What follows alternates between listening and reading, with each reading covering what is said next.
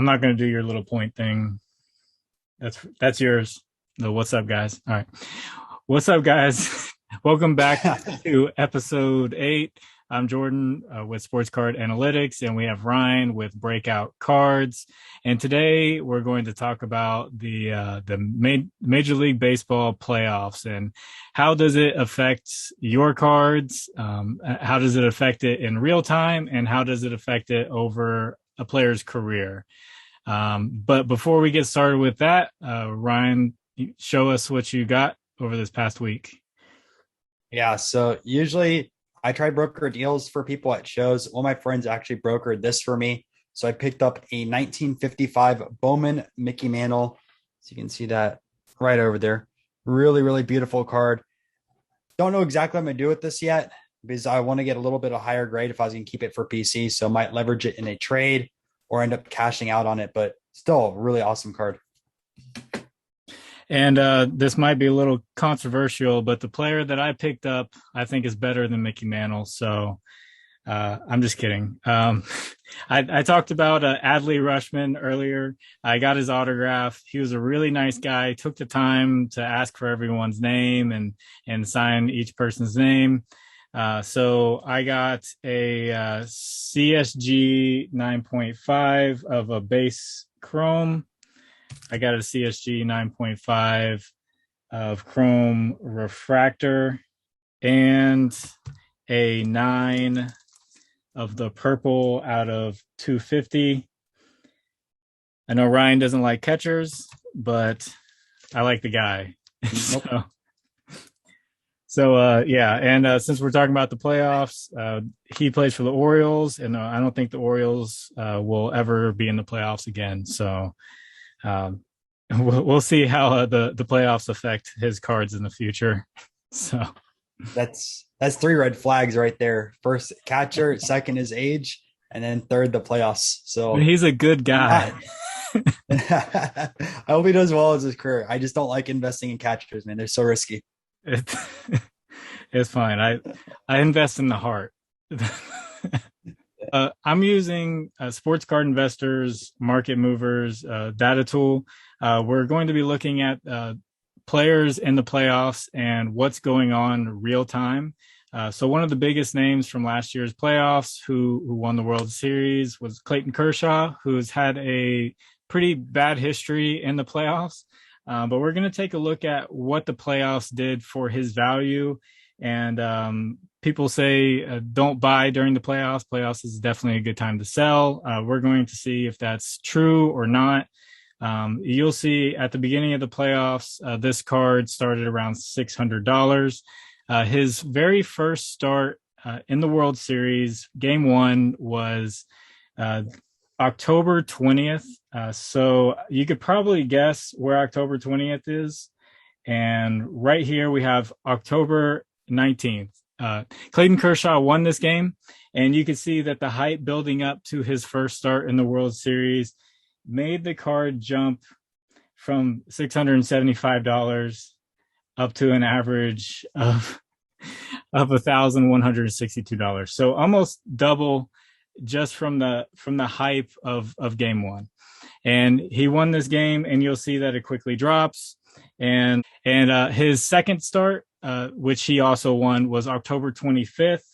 So you'll see that it also took a little bit of a jump for his second start. And this gave them a big lead in the World Series, and then they won it in game 6. So the playoffs didn't do, it made it go up, but it wasn't a good time to be a buyer. There's definitely a good time to sell. If you have a really hot pitcher, a big name, it's probably best if they're going into the World Series, put it on the market the day before their very first game in the World Series. But let's see what happened to the card after the playoffs. So it was at 600, spiked to almost 1,200. It almost doubled. Let's see what happened after. Okay, so I did the search out to December. So the NBA season has started. Kershaw did his jump up to 1,200, and it didn't take too long to get back down to that 600 range. We're in November right here, and it spiked again. I'm not sure why. Maybe someone just wanted to make that purchase, and then it's right back down to $600. So playoffs for a guy who's in the playoffs the entire way is not a good choice to make a purchase during that playoff run. But what about a guy who is in the playoffs but got knocked out early? What happened to his prices? So we're going to take a look at Aaron Judge and the Yankees with his 2017 Topps base PSA 10. So with Aaron Judge at the beginning of the playoffs, you could see hype Yankees. You can see that this was a trend line down. He never really had a big spike. This just kept going down and then just kind of leveled out. For a player that was in the playoffs, it looks like the hype for him being in the playoffs built up, and then it just kind of went down nice and easy. So if he had stayed in the playoffs and went to the World Series, I would imagine there would be a big spike here in the World Series, but it just kept going down. But this is a guy who got knocked out. Let's take a look at a historic player who hasn't been in the playoffs, and what did his cards do during the playoff time? Did the playoffs help him out? We're going to take a look at Mike Trout. Mike Trout, the season just ended for him. The cards just slowly declined and kind of evened out. I'm sure if Mike Trout ever makes the playoffs, it might be a good time to sell if you're looking for that opportunity, or definitely if he makes the World Series, it'd be a good time to sell. But with market movers and the data, it's kind of, I mean, it's trending down, but it just kind of stayed the same the whole way through. Trout is at that point in his career where he needs that extra boost to make people go crazy. I mean, this is already $3,000 card. He needs that playoff run, and I'm not sure if he's going to be able to do it with the Angels. Maybe we'll see. Ryan, you can probably give your take on Trout and if you think he's a good investment.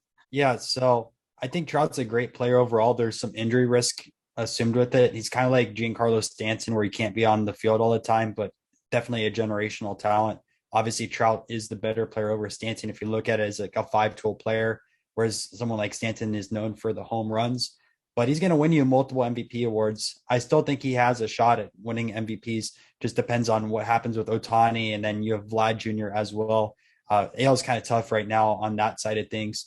But Trout's going to come back next year. People remember who he is when he gets his stats up once again. And I don't know where the price of the card is right now. I definitely could see it spiking before the season because he got injured pretty early this year and got out.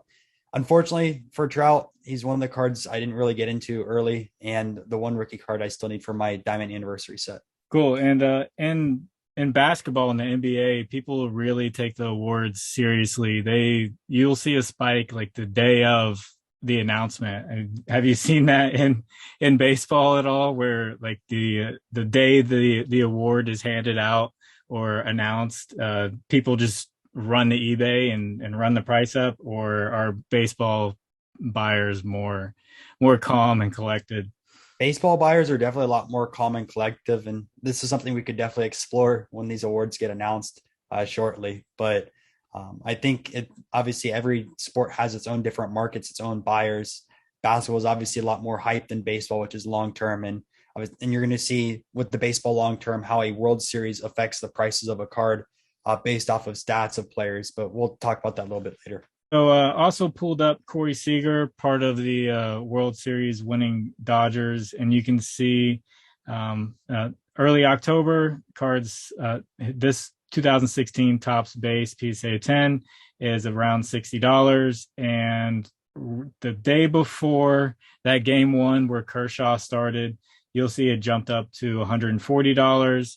So just the hype of being in the World Series and having the potential to win it jumped this card up, and then you'll see it just slowly declined afterwards, basically back down to where it was before. So yeah, if I'm holding on to a player and I want to sell at that best moment, I think the hype leading up to the World Series, especially for a team like LA or a big market like the Yankees, would be a great time to look to sell. Not after they win, because it looks like after they win, it's already, the hype has already dropped and it's already in people's minds. It's leading up to the World Series, not after. Yeah, guys. So if you want to help support Moneyball and the channel, we have a coupon code, and there's going to be a link in the description for market movers. The coupon code is Moneyball. So you just click the link, type in Moneyball, and subscribe to Market Movers, and that helps out the channel.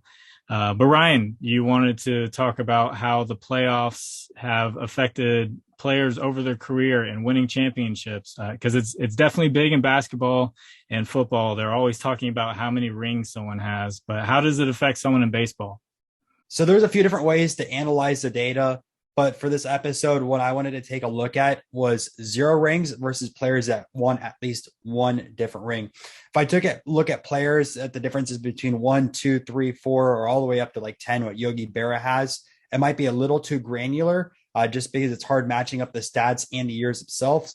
It's something I could take a look at possibly for a future episode, but it was pretty easy with the data looking at between 0 and 1+ rings. And I performed this in Excel, and I take a look at most of the data from Market Movers. So you want to take a look at this right now. I'm going to share my screen. The spreadsheet I'm showing you guys right here, I took a look at 14 players. On the left over here, you have players that did not win one World Series. On the right, you have players that won at least one World Series. And I compared, or tried my best to compare players from similar eras with similar WAR and JAWS stats. So you've heard me talking about WAR, which is wins above replacement. Well, JAWS is another stat like WAR, but it looks at a shorter period of a player's career. So that's why you see the JAWS number, which is much lower than WAR. This kind of just shows you the peak of a player versus WAR, which is an accumulation stat. So it's kind of like accumulation stat, like hits or home runs. The longer a player plays, assuming they perform at a high level, the WAR is going to continue to increase. So you can see the average over here between all these players was a 71.6 and then a 58.2. And then over here on the right, I'm at 72.4 and 58.6. So over here is definitely a little higher, but if you're talking about an average across 14 players and only having it like less than 1 on the WAR, and I mean, they're pretty close also on JAWS. That's the closest you're going to get, especially looking across different eras and trying to match up players between ones that won World Series championships and others that have 0 rings. It took a while to figure out what players to compare back and forth. So some of these comparisons might not be perfect. I completely understand, but I just tried taking an average across the board and taking a look at the prices. So you can see it was kind of interesting. Some of these players, I had no idea that they didn't have a ring. Like Nat Blageway over here, he's really, really great player. 107 WAR, 84 JAWS, but never won a ring. The biggest surprise for me was Ted Williams. I definitely thought he would have won a ring or a championship at some point, but if you think about the curse of the Bambino, Ted Williams never won a ring. Probably the best player not to win a World Series championship. Obviously, you have legendary closer Trevor Hoffman. You have Robin Yount, Tony Gwynn, Fisk, Sandberg, Gaylord Perry. Yaz, again, a great Boston player, just never won a ring. And I did some modern players as well. So Zach Greinke, everyone loves him, but no championships for him. Evan Longoria, a Rays favorite for such a long time. His Giants this year got eliminated, but doing extremely well. Stanton for the Yankees and also the Marlins. And then you have Freddie Freeman, who has a chance of winning a ring this year. So on that side of things, that might change a little bit. But on the right, I mean, you have a star-studded lineup. You have Tris Speaker here, who much better than Nat Blageway, looking at peripheral stats like WAR and JAWS. Really underrated player. Have quite a few of his cards. I really appreciate those. Willie Stargell, DiMaggio, Rivera, Brett, Boggs, Thurman Munson, Lou Whitaker, Burt Bylevin, Al Kaline, Verlander, Zimmerman, compared to Longoria, obviously, Posey, and then Altuve. So I averaged these out over here, or not average. I added all these up over here on the left, and between all these rookie cards, which you can see, they're not fully all rookie cards like the T206s, but besides that, I did similar grades. So T206 was SGC1 on both sides. The 1960 Killebrew compared to the 63 Stargell. Same grades, obviously, going across. So on the left, I have 7,100, and on the right was 9,300. So if you're taking a look at the difference between those, it's a 31% difference between winning a World Series championship and not, which is pretty substantial. Now, I did want to take out one case just because the numbers are obviously pretty big, and that's Ted Williams versus Joe DiMaggio. The reason why I added those in there is you kind of have your classic Red Sox versus Yankees rivalry, and those cards are super expensive because the population report, they're both legends. So even taking out the row with Williams and DiMaggio, you're still looking at a 27% increase in price if a player wins a World Series. So going back, we were talking about with the player spikes. You can sell, for example, Kershaw went from $600 all the way up to $1,200 and then leveled up at $900 to $1,000. Well, based off of this type of numbers over here, you can expect long term, if he does win a ring, that's going to stay around a 30% increase. So if you know you're selling the card for 40 or 50%, you're going to be able to buy back that card in the offseason, especially was people aren't as interested in baseball cards. Prices tend to decline slowly. You might be able to get a good deal at a card show or not, because you have to keep in your mind, okay, a player wins World Series, 25 to 30% increase. But if you can sell it at 40, 50%, sell it. And if you can buy back that card later, you might as well do it. Yeah, 27%. Basically 30% increase for winning a ring. Yeah, that's big. Substantial. That's big. But at the same time, I mean, you saw with the 50% increase. I mean, if you can sell it for 50% more and then you bank on that 25 to 30% later on, might as well. Yeah, I wonder how quickly that could happen, if it's a slowly over time, or I mean, we saw it with Kershaw. It kind of his card price shot up and then it kind of went back down. Let's take a look at it now and see where the floor is at compared to where it was. So we're going to load back up market movers and see.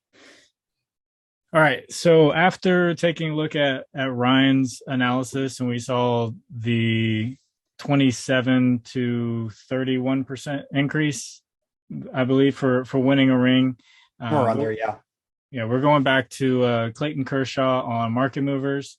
And this is where his price jumped to about double right before the World Series, and then went back down to around the $600 value mark. But what happened to it afterwards, after it kind of settled in, hey, Kershaw has a ring.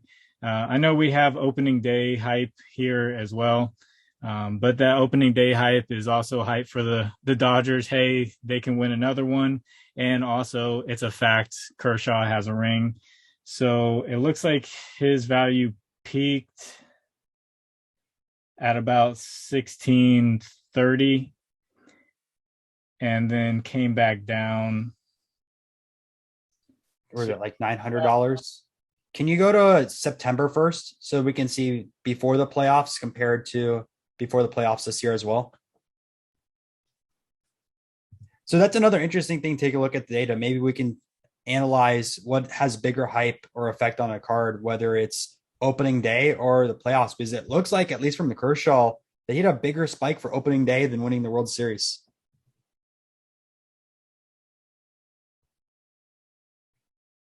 Okay. It's an interesting chart. Yeah, so you have going into the playoffs around $450, $500. So we'll say 500. And then where is he at? Right. Let's say like September 1st over here of this year. So 450.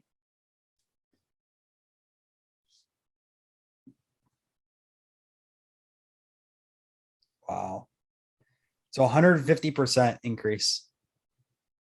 About.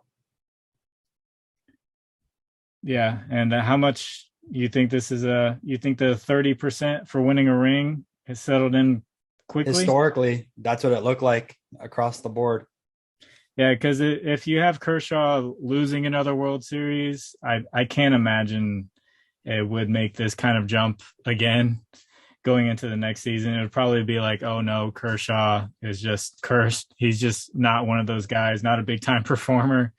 But he proved himself last year, and it looks like the 30% is definitely settling in. And it would be definitely be a good thing to look into for other cards for future episodes. Do playoffs or preseason hype. Uh, which one affects a card more? And that'd definitely be a cool thing to look into. It would. I mean, I'm amazed at how much it spiked before the season. It literally looks more on Kershaw for the preseason than the World Series. So that's something we need to take a look at. And having a tool like this really helps rather than looking at historical data or rather than looking at comps right now. Like the historical data really helps. Right, and that's a big thing with other sports too. Is which one has a bigger hype to it? Is it the playoffs or is it the preseason hype? And it seems just from like outside looking in, it seems like before the season does more for the card than it does the playoffs because the playoffs people they get hyped. It's like really short and then it kind of you see cards just kind of drop off right after that, unless a guy stays in and goes on to win the championship. And then So MVP as well. so yeah, this is Market Movers. We're gonna have the link in the description. Coupon code is Moneyball if you guys want to check it out. Save yourself 20%.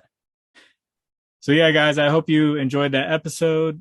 This was episode 8 of Moneyball Cards. We will catch you guys on the next one. Bye. See you next Tuesday.